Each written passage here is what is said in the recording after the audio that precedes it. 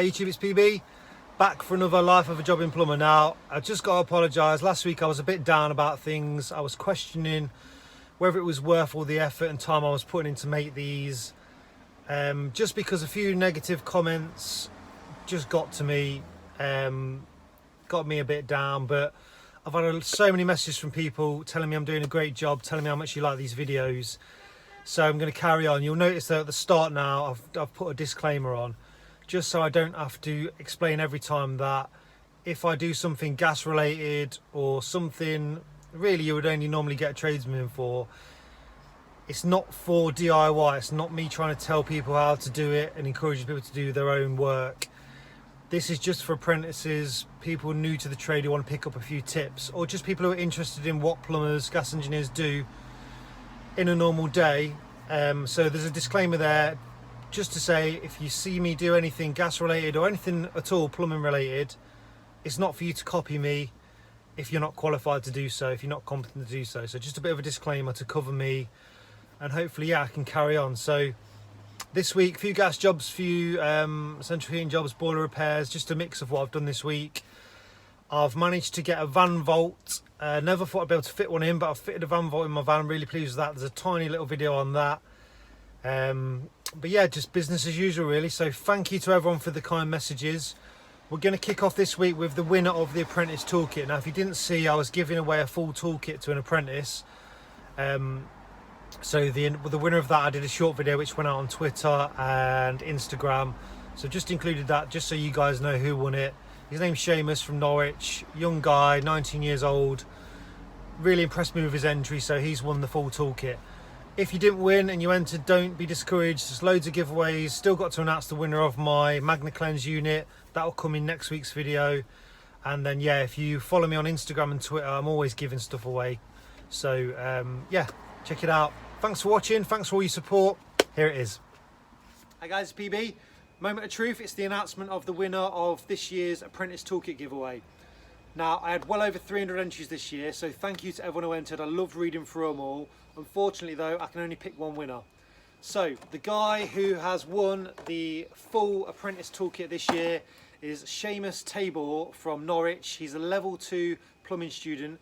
I was really impressed with his entry. He seems really keen, sent me lots of pictures of his work and just, yeah, really impressed me. So well done, Seamus. All this kit's on its way to you. Hopefully you keep in touch, put these tools to good use, and I look forward to watching your career progress. And just a final thank you to all the sponsors who donated kit and everyone for entering. Thanks for your support, and tune in next year for next year's giveaway.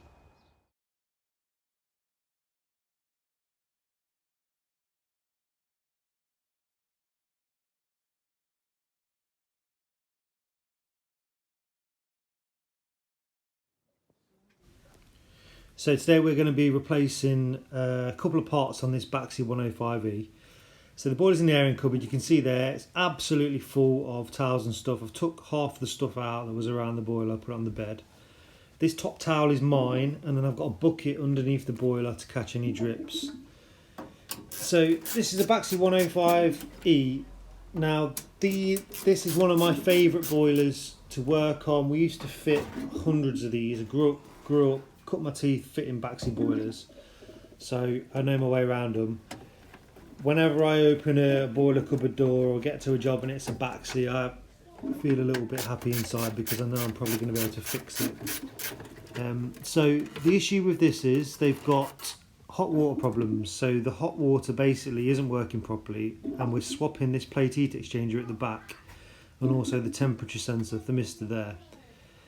So if you don't know how a plate heat exchanger works, or how a combi heats up, or most combis heat up hot water, it's through this plate heat exchanger in the back. So I've got the new one in the box here. If you've never seen one of these before, this is what it looks like. So we've got two circuits, the bottom circuit and the top circuit, and you can see there inside they're sort of like really fine together plates, and they run all the way along. You can get bigger ones, you can get thinner ones depending on the output of the boiler, but this is the one specific for this model boiler.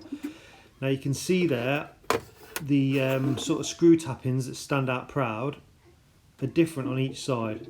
So you've got one there that's in line with the holes and one there that's offset.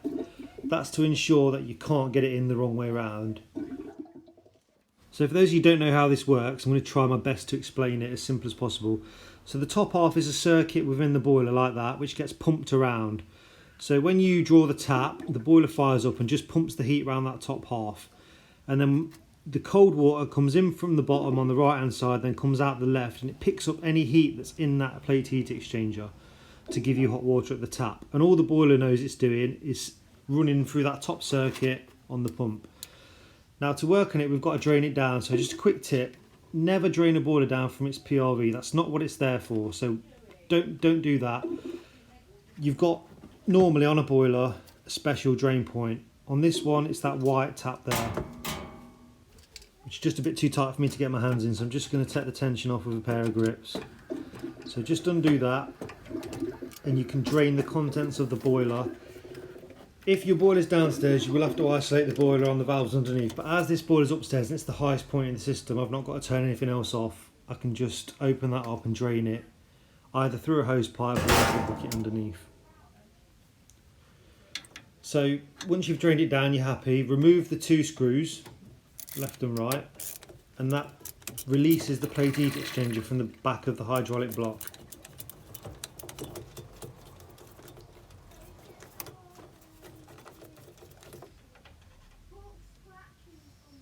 Okay, so once the screws are out, now you've got to get it out, and you can see there's a lot of stuff in front of it, and you think, bloody hell, it's at the back, I'm never going to get to it. You just got to work out. On some boilers, yeah, you can get them out pretty easy.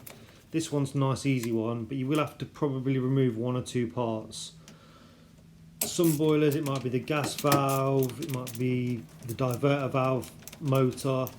But yeah, being at the back, I mean, there are some boilers like Valent boilers, some of the newer glowworms, they're at the front, but a lot of the time they're at the back. So you just got to work out a route that you're going to. So I can get my arm in there now to grab the heat exchanger. And it just pulls away because we took the screws out. There will be a little bit of water left in it. Just drain that into your bucket, and then being careful because the edges are razor sharp on these, so just be careful not to cut your hand, but choose the best route to get it out. Sometimes you have to take the side panel off, gas valve out, to make your life easier. Do what you got to do, but if you're lucky you'll get a nice easy one like that. So you can see there the bottom circuit is nice and clear because that's the one where your fresh cold water comes in. If these are going to get blocked, it's when you're in a hard water area and you're going to get lime scale and stuff like that in. But it's the top one is the one that gets blocked because that's system water. So basically, when you get in black sludge in your radiators and your power flush in your radiators, you think about that, that's the same water that's running through your plate heat exchanger. And the waterways are so tightly compact and small that they get blocked easily. Now if it gets blocked, when the boiler's running through it as a circuit, it gets too hot. When it gets too hot, your boiler will overheat and shut down. So the main symptoms of a blocked heat exchanger are, if your boiler shuts down while you're drawing hot water off, it's going to get cold.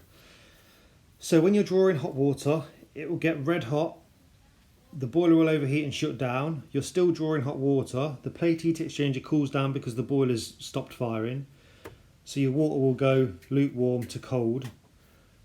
The boiler will cool down and then kick back in again, so then your water will start to get warm again, then it will get red hot, and then the boiler will cut off and it will get cold again. So that's the most typical diagnosis of a block plate heat exchanger. Just a quick tip for any of the new guys, if you're fitting any spare on a boiler, before you start trying to fit it, just check it looks something like the old one. If it looks completely different, then you might have the wrong part. Sometimes they change them a little bit and they will look slightly different, and you'll get a good idea. So the way this plate heat exchanger attaches to the boiler is you've got 4 flat faces there with the openings, and we have rubber seals that go on between the plate heat exchanger and the brass hydraulic block there. You get new seals with your new heat exchanger and some new screws as well, which I advise you always use. So now we've got to try and get these rubbers out of their housings in the back of the brass block there. You can either try and get your finger in and flick them out, or sometimes they'll be in with a bit of scale, so you'll need a tool to pop them out. Just pop one out there, I'll just show you it. There's the old one.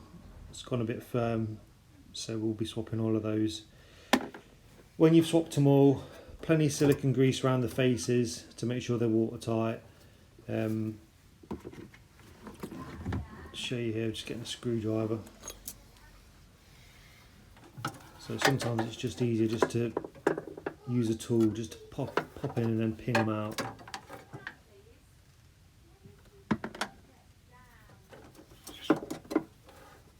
On any boiler spare I work on new O-rings, new seals, silicone grease.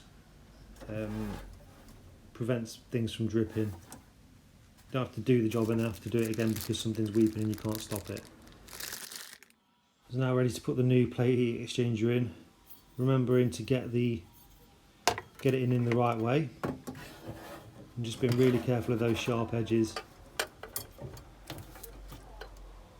It's normally just about there. It can be a bit sharp and cut yourself on it.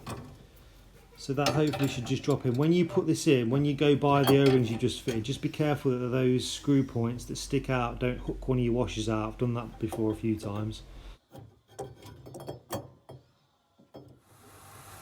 So we're filled up now. I'm just going to fire the boiler up on hot water only and show you how this works using the thermal imaging camera.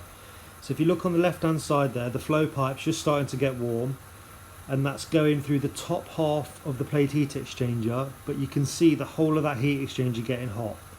And then through behind the pump and up on the return pipe, which is just starting to get warm now. So that's our circuit, our loop if you will, on the top half of the plate heat exchanger running inside the boiler. And we can just see from the thermal imaging that that's working right.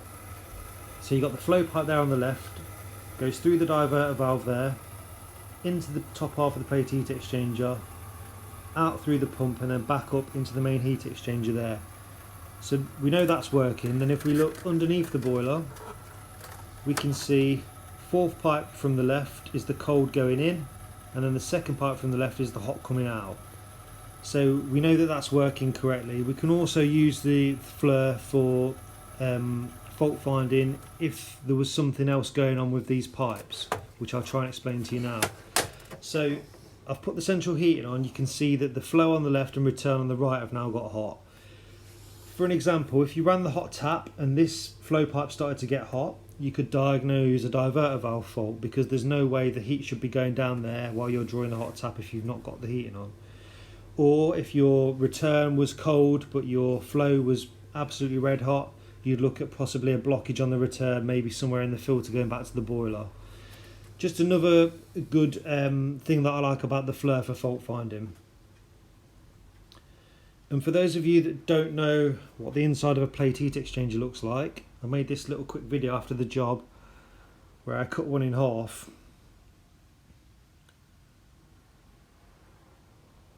So you can see there all the tight compact waterways interweaving within each other. They are separated down the middle, so you've got the top half and the bottom half, and you can see there, this is the one we took out of the boiler. The bottom half's clear, the top half is the blocked half, which is why we had problems with this boiler.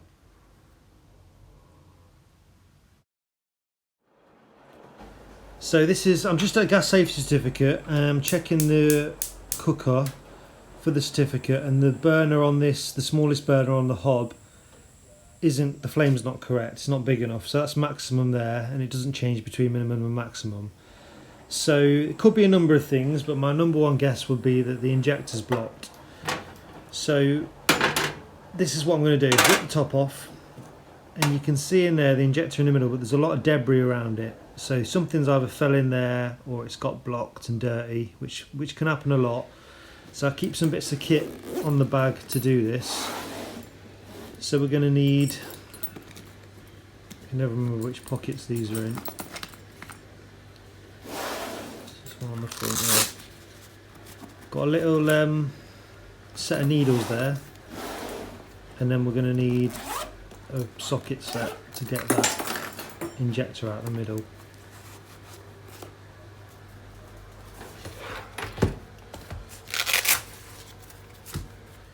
Okay, so we've got the 7mm socket and the extension bar in to get us down into that. And that should just turn out now.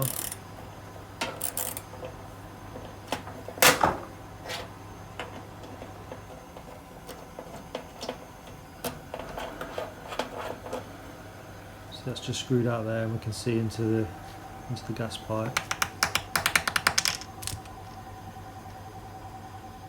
So on this injector there's a hole in that lets the gas through. So what I normally do is, and do the same on pilot lights, just hold it up to the light.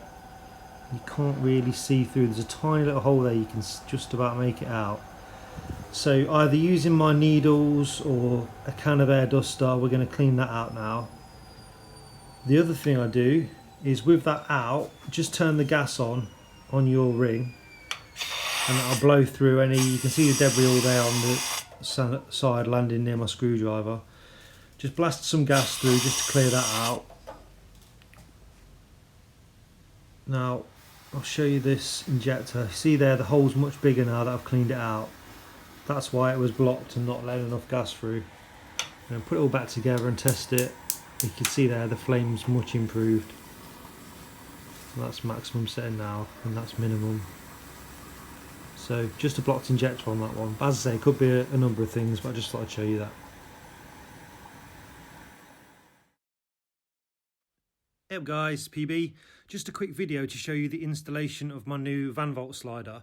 Now, space is a premium in the van, and I was unsure whether I was going to get this in, but Bot have developed a prototype kit to modify the floor height to allow you to get a van vault slider in, and I'm just trialing it out for them. So you can see there, I've raised the floor just enough to get the van vault slider in. It's quite a snug fit. It's bolted to the floor, to the side frame, and to the floor above it. 1200 deep, 500 wide, and it's surprising how compact and neat it is, but you can get so much kit in it. It's such a big drawer, but it doesn't take up any extra space, so I'm really pleased with it. It's really robust, nice little unit. And the best thing is, you can put your really valuable kit in there, lock it up, and have yourself a good night's sleep. Right guys, this is just a quick job. Fit a thermostatic radiator valve to this radiator. Customers requested because they can't regulate the temperature. This is on the landing upstairs. So we've drained the system from downstairs, released the air to let the water drain out, and then we can work on the radiator. Now, most TRVs you buy these days will be bi-directional, multi-directional TRVs. The ones I use, the Danfoss valves, bi-directional, but you can set the flow on the actual TRV. What that means is you need to know which pipe, the left one or the right one, is the flow, and then you set the thermostatic valve accordingly. Now the easiest way to check this is to put the heating on, put your hand on the pipe, feel which one gets hot first, and you'll know that that's the flow or return. You can see there on the TRV, there's the little arrow what we can set the flow to. As I say, the ones you buy, they might be bi-directional, you don't have to change anything. So the trouble with having the heating on is the rad's going to be hot to work on. So I've done this from cold. This thermal imaging is after I've fitted the TRV. And you can see there, when I put the heating on with the thermal imaging camera, the heat's coming through the right hand pipe, which is the one that's still got the lock shield on. So then what we do on the TRV is we check the arrow and we set it to run in line with the return. If it was the opposite way around, we just turn that round and change the arrow. This reduces system noise and it ensures the thermostatic radiator valve does its job. Now, as I said before, putting your hand on it is fine, but if you're doing that before the job or after the job and you've not got a multi-directional valve, you're going to have to drain down and start again. So it's worth noting, just something to check when you're doing TRVs, the direction of the flow and return before you do the job, or make sure you've got a bi-directional valve.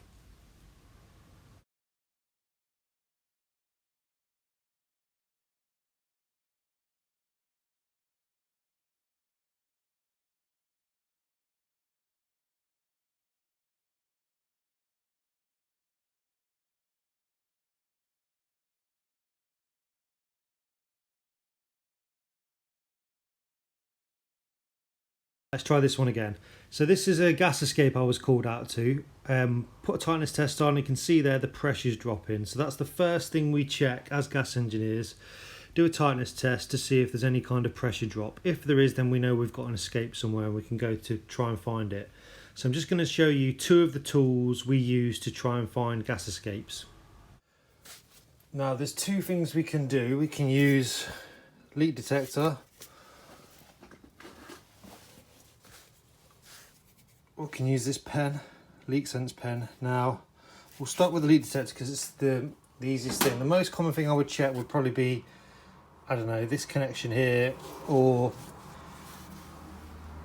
on the pipework, one of the solder connections. If there's one I thought looked a bit dodgy, we'll just check them all really. So but we'll start here. Now I've already done this before I started filming, but I'm just going to show you. So with the leak detector spray,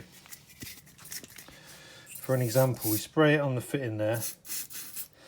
Now if this was leaking, so let's just turn it a touch, zoom in, you see it's starting to bubble. So if you're trying to find a gas leak with leak detector spray, sorry, gas escape, and you spray a fit-in or a join and it starts bubbling like that, that's where your leak is. So we'll just close that back off. So normally you would spray it like that and nothing would happen if it was tight.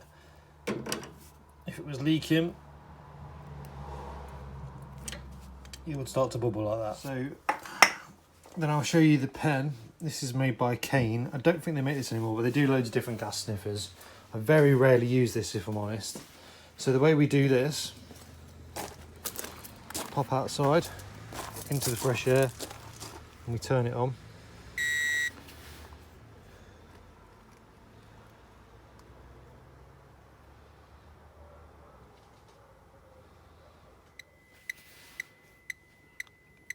And you see that it started doing a very slow audible beep, and we've got the green neon on.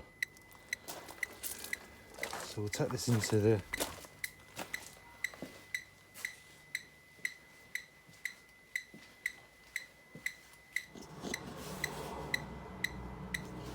so far we're not picking anything up with this, so we'll try it on the union here. So if we just crack it again, so you know there's some gas coming out. See that it sets it off. It's picked up the smell of gas. If you move away,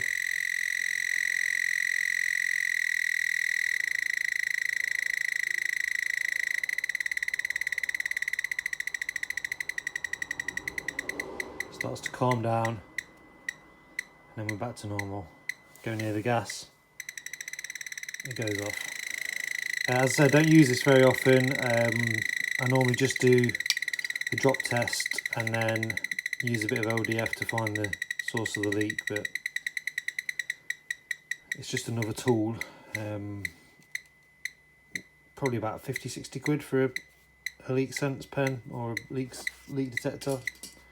Loads of different companies make them: Anton, Kane, Testo.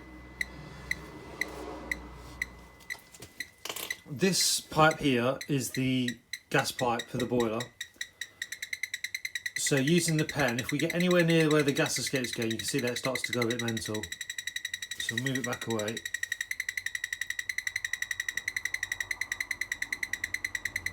So it slows down. So you see that it started to slow down again. And if we get near the gas pipe, we can check. So it's somewhere around that socket, it's saying we've got an issue. But it could be down here and it could be rising up, or it could be above it. In fact, so it's going crazy there. It's probably on this elbow. So like I said, I don't use that very often, but it's a good indicator of the rough area of where your escape is. So then we'll use the spray and we'll just test this elbow.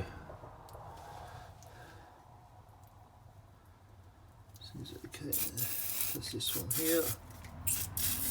I can see that straight away. If you can see that bubbling on the elbow there. So that's telling us that's where we're losing gas, which we located it with the pen. Well, first of all, we confirmed there was a gas escape with the tightness test. And then we located the general area with the pen, and then we've confirmed it with the LDF. So we're going to remove this elbow now and redo it.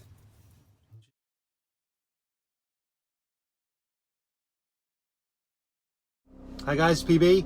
Would you rather Wednesday? Okay, would you rather every job you go to for the next day, you cannot park outside? You'll drive around for ages looking for a space, but in the end, you can't park anywhere near the job, so you've got to drag your kit all the way down the street into the job. Or the same day, every single job is the top floor flat, the lifts are broken, you've got to lug all your kit up to the top floor. Or would you rather be able to park right outside every single job, but none of your jobs get finished? Either there's a part needs ordering, something's not in stock, for whatever reason, you graft all day, but you don't feel like you've got anything done because none of your jobs are completed. What would you rather do?